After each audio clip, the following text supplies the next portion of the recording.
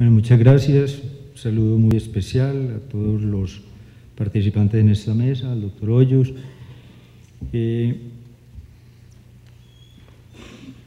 Yo quisiera contestar esa pregunta, o por lo menos intentar hacerlo, en el marco de lo que se debe construir alrededor de la ciencia, teniendo en cuenta la ruptura que tiene que existir de paradigmas que hacen muy difícil hacer una construcción de un nuevo modelo científico para el país que realmente contribuya al desarrollo, por ejemplo, del Estado.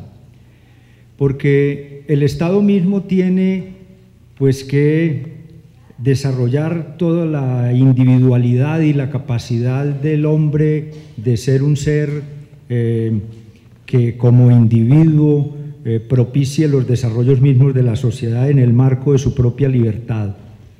Pero también tiene que mirarse en términos del desarrollo económico de la sociedad y por tanto de los temas del mercado y de la economía para poder propiciar finalmente un bienestar colectivo, pero también en el marco de la responsabilidad alrededor de la sociedad civil como tal.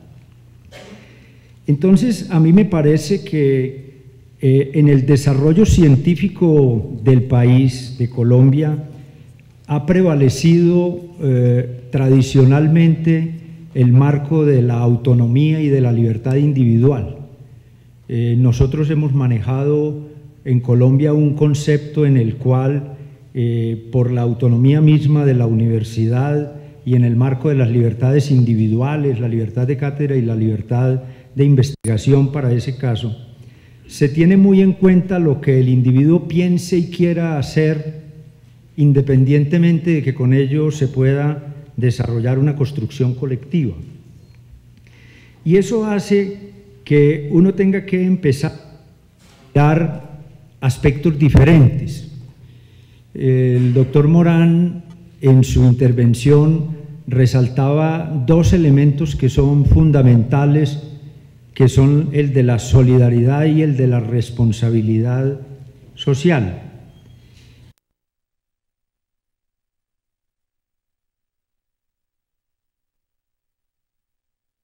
Un crecimiento y un logro de una mayor, no solamente individualidad, sino también de una mayor participación colectiva. Por eso yo quisiera, aprovechando pues también la circunstancia de estar acá con ustedes, decir que hemos venido trabajando un concepto de la ciencia que no contemple solo lo individual y que no llegue solamente a la publicación y a construir artículos y libros, sino que mire también el compromiso que el investigador en Colombia tiene con la sociedad en la cual está. Y para eso, pues creo que vamos a tener una enorme oportunidad en el país cuando por primera vez en la historia pues se destinan unos recursos que van a ser muy significativos para el desarrollo en ciencia, tecnología e innovación, que es con el actual modelo del Sistema General de Regalías, que va a permitir una inyección de recursos que nunca había tenido Colombia y que la van a poner ya en un camino o en un sendero de mayor progreso sobre la base de que seamos capaces de aprovechar adecuadamente esas oportunidades. Entonces, a mí me parece que en ese marco nosotros sí deberíamos buscar que el conocimiento ayude a resolver fundamentalmente los problemas del país. Y en la construcción del Estado mismo, el compromiso de lo social prevalece, tiene que prevalecer sobre lo individual.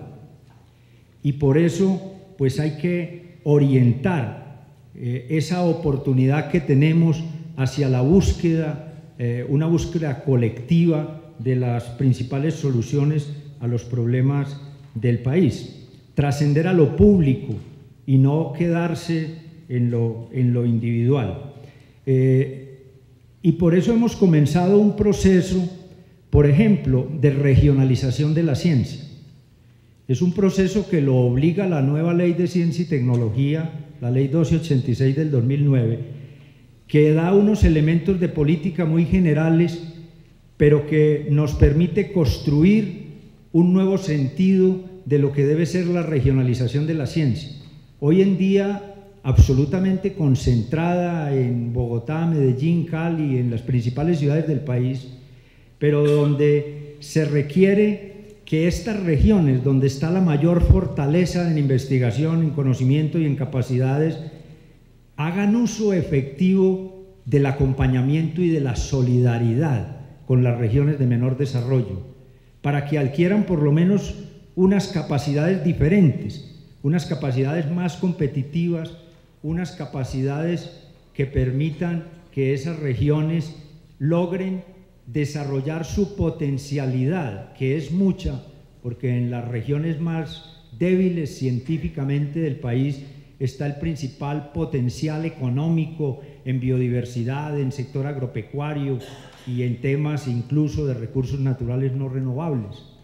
De tal manera que si nosotros logramos que esas regiones adquieran capacidad para ser competitivos, con el apoyo, por supuesto, de los centros de investigación más fuertes del país, nosotros podríamos estar hablando de una mayor equidad social, que es realmente lo que debe propender el Estado.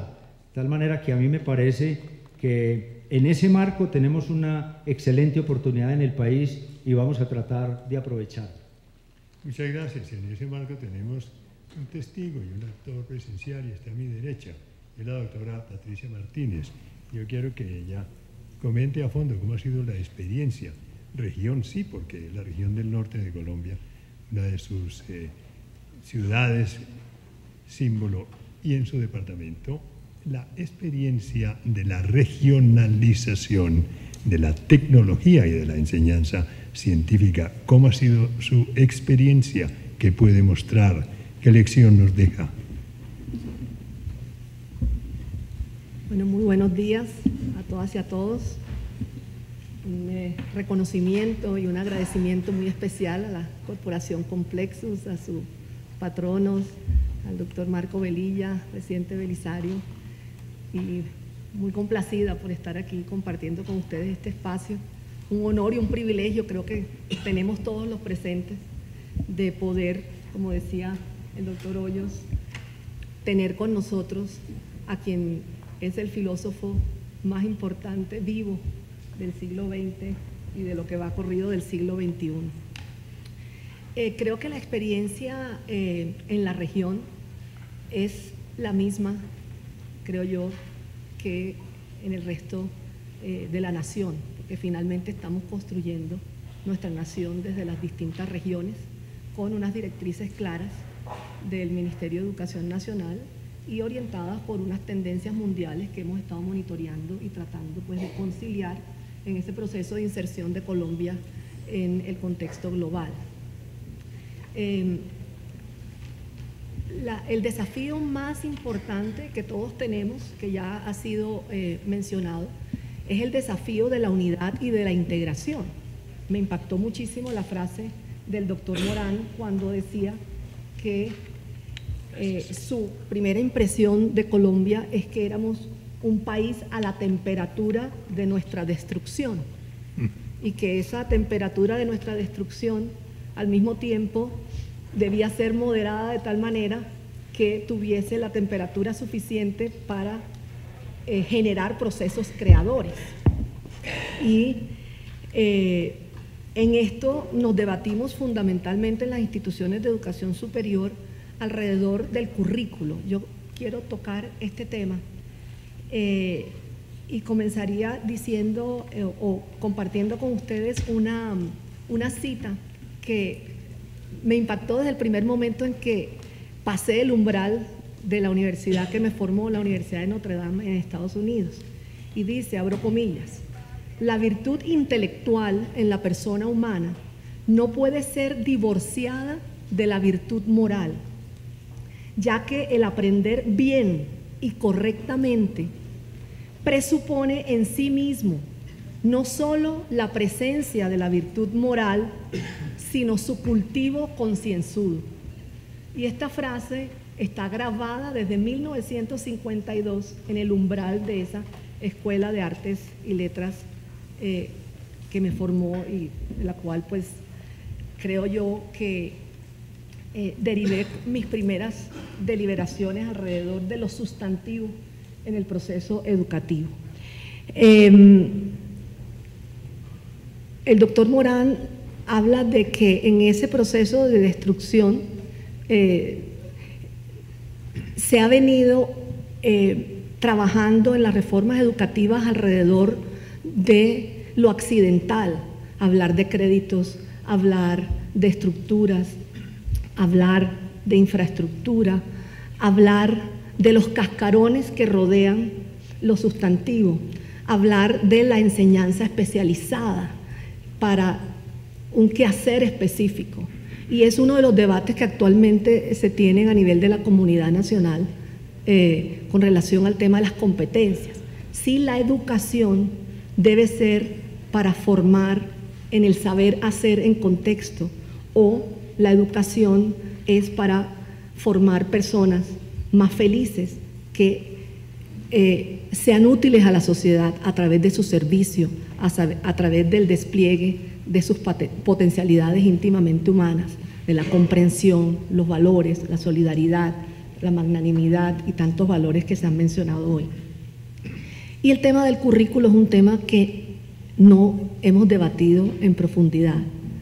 Si una facultad de ingeniería debe tener más o menos porcentaje de su currículo en ciencias sociales y humanas o más en la formación específica de la profesión. Si un joven de la educación básica se le debe llenar de una cantidad de cursos separados unos de otros, sin una ruta clara de formación de su inteligencia, de su voluntad y de su afectividad. Hemos venido descuidando temas como la antropología, la sociología, la filosofía, las artes, la música, para dar cabida a nuevos conocimientos y nueva información que va llenando las aulas y va llenando de un activismo exagerado nuestras escuelas, nuestros colegios y nuestras universidades también. Entonces, hemos venido desde la región dando el debate de la recuperación de las ciencias sociales y humanas en los currículos. Los primeros 3 años de un plan de formación universitaria y el eje articulador de una formación sustantiva en lo humano debe ser una formación para la vida, es decir, una formación en las humanidades, en filosofía, en historia, en literatura. Ya lo mencionaba la exministra, la literatura, los clásicos, las fuentes primarias tienen que ser leídas y debatidas en las aulas. ¿Por qué? Porque a través de ella se reta el pensamiento y no estamos nosotros aprendiendo de lo que otras personas dicen sobre lo que se ha dicho. No es lo mismo leer directamente a Morán y tratar de luchar con nuestro entendimiento en cada una de sus frases y planteamientos que leer sobre lo que otra persona ha dicho de Morán. Y entonces lo mismo pasa con nuestra propia literatura, nuestros propios científicos, hay que leerlos en la fuente primaria. Entonces tenemos la obligación y la tarea pendiente de estructurar unos currículos medulares que permitan desde la primera infancia formar esas mentes y esos corazones y esas voluntades en todo aquello mejor que el ser humano ha logrado a lo largo de toda la historia de la humanidad. Entonces, ese es el reto que tenemos y sintetizo diciendo pues que esa es la vía sobre la cual nosotros estamos trabajando, esa reforma del pensamiento y reforma de la educación que pasa por el currículo transformador de las mentes de los maestros, de las instituciones y de los educantes. Muy bien, muchas gracias. Es la célebre teoría en uno de los más bellos libros del siglo XX, las dos culturas de CP/Now, la cultura de la tecnología y la cultura del humanismo. Yo dije una frase feliz hace poco, pero quiero advertirles que no es mía, cuando dije que el profesor Morin era uno de los grandes pensadores que nos había adentrado en el siglo XXI. Pensé y copié la frase feliz del presidente Betancourt. Espero que esté aquí y si no se ha ido, no importa, porque la frase sirve. Y es la siguiente: cuando él diseñó y organizó y ejecutó los festejos en celebración del centenario de natalicio del presidente Alfonso López Pumarejo, uno de los grandes hombres en la historia de Colombia, 2 meses antes, en su casa de Nariño, frente a su hijo, a sus hijos, estaba el presidente López y a su familia, dijo esto: Alfonso López Pumarejo fue quien nos enseñó el siglo XX y nos adentró en él. Qué bella y precisa frase. Doctor Noguera, Estado y público y esfera pública, y las cosas tienden a confundirse, porque uno siempre que piensa en el Estado tiene la noción de lo público, de que se formó y se hizo para el bien de la colectividad, pero claro que se sumerge en el individuo por quien se sumerge el individuo en esa idea, porque tiene que vivir en ella. Voy a preguntarle, y brevemente, porque creo que se nos está acabando el tiempo, usted que es un hombre de derecho constitucional y de derecho administrativo, en lo siguiente: uno de los fenómenos de mayor relieve en Colombia en los últimos años es una especie de invasión del individuo y una especie de sitio.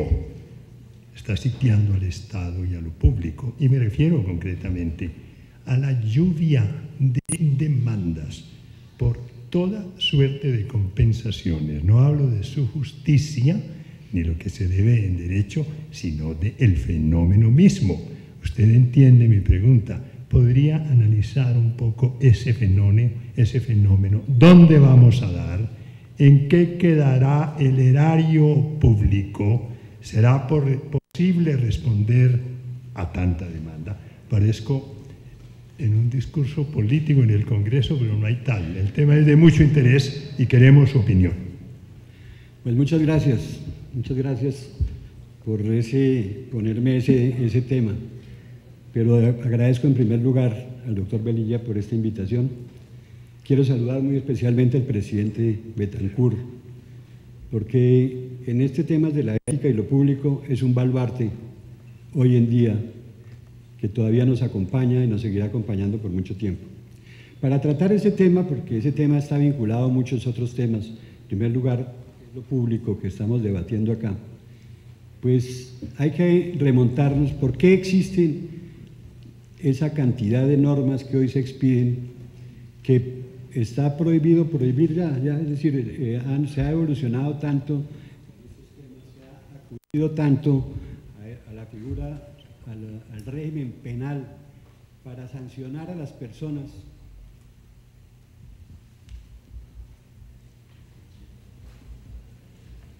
El régimen penal, todo en el país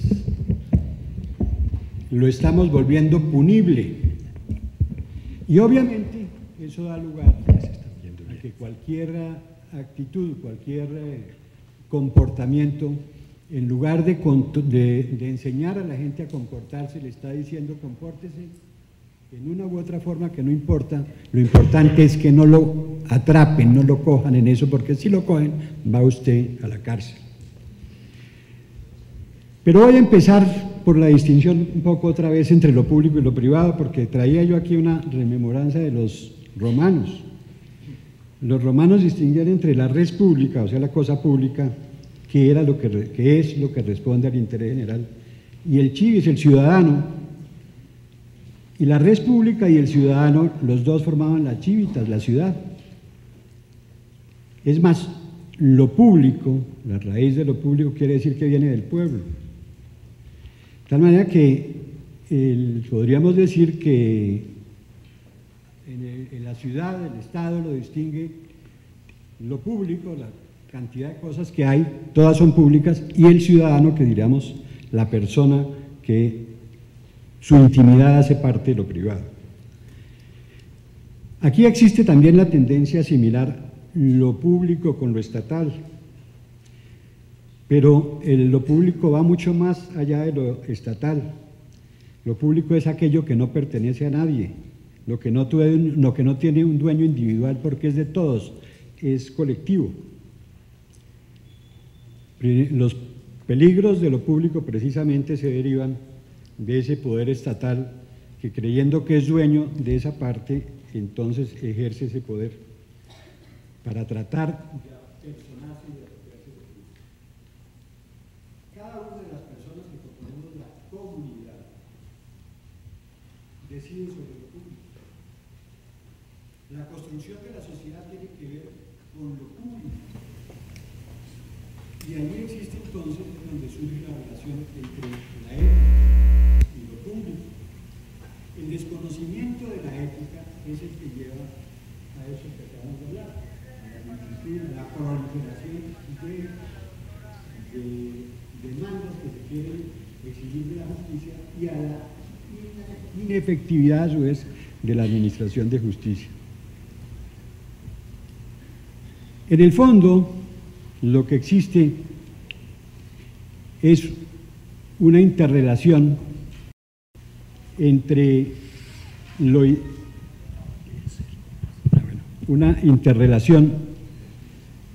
la ética y lo público, y entre la ética y lo público existe un trasfondo cultural, ideológico, político y jurídico. Cuando se enfrentan esas temáticas que no se tienen presentes en la mayoría de los debates, es necesario abordarlas. Las controversias que se ponen sobre el tapete de la opinión pública, que tienen que ver con los valores esenciales, fundantes de una sociedad, que en su concepción tiene grandes implicaciones en lo público, en el modelo del país que deseamos construir, sobre valores compartidos, porque estos son los que sostienen la democracia. Sin esos valores, la democracia corre el peligro de transformarse en demagogia y en un totalitarismo. Aquí lo que uno encuentra desde la universidad y luego en el ejercicio profesional es que cada vez se están quedando rezagados esos valores.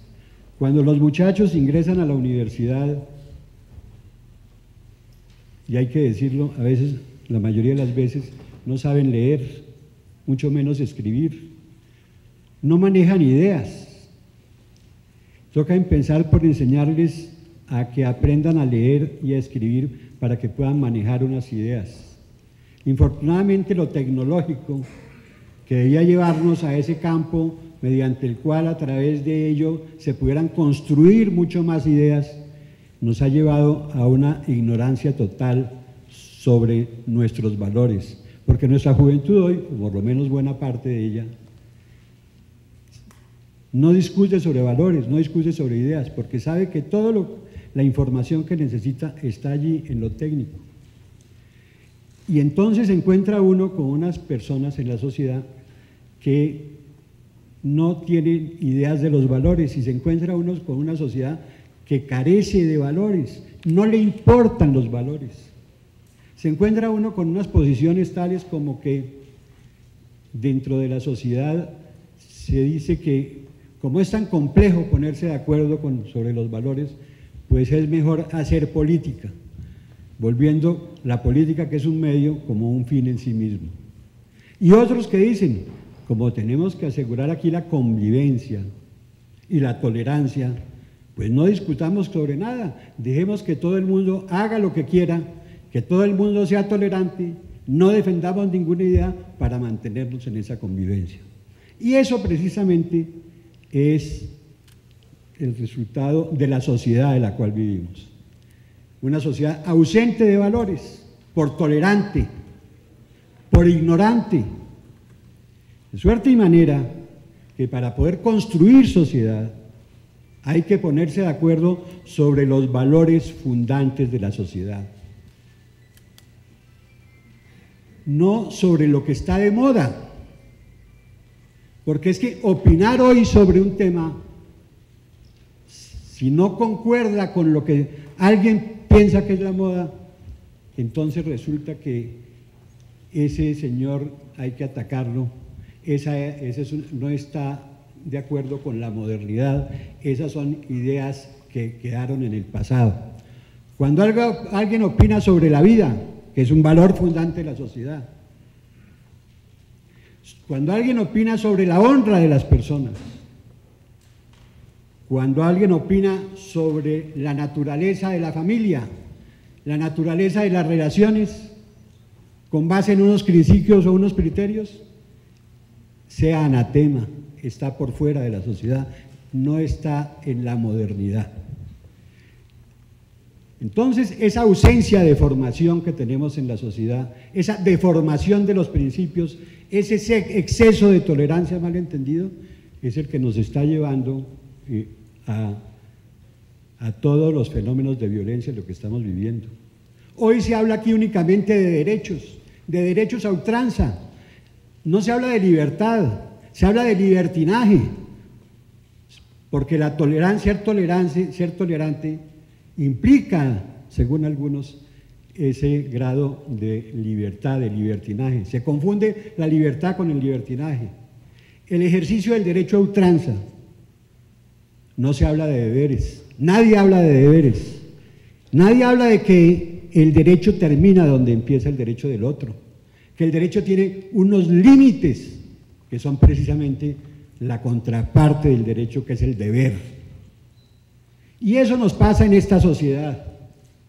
Y todo aquel que no opina, no está de acuerdo con esa tolerancia, como decían los inquisidores, sea anatema, fuera de la sociedad.